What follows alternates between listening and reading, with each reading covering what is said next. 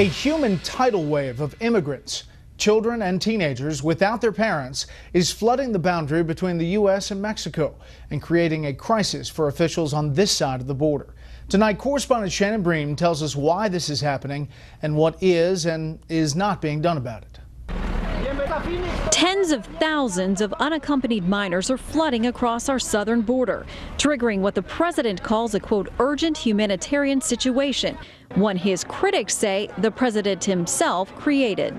We know, and we predicted that this was going to happen. We said, look, if you don't enforce these laws, people around the world are going to interpret it to mean that they should try to come illegally. A senior administration official says unaccompanied minors are initially processed by Border Patrol and immediately set for removal proceedings.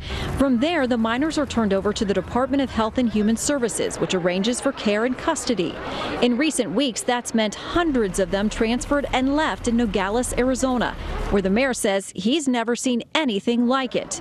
Arizona Governor Jan Brewer says she is, quote, disturbed and outraged that President Obama's administration continues to implement this dangerous and inhumane policy. The number of children coming alone, particularly from Central America to the United States, has grown significantly in recent years. One estimate puts the number of unaccompanied minors coming primarily from El Salvador, Guatemala, and Honduras at an estimated 90,000 this year, and projects the number will jump to 150,000 next year.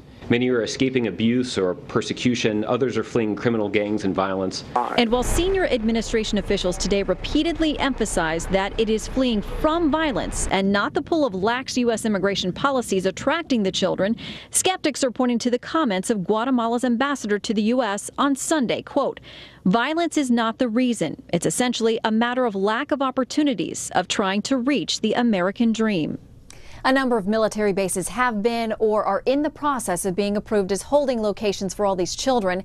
We also confirmed today that the administration is asking Capitol Hill for more than $2 billion in additional funding to deal with the massive influx. Brett.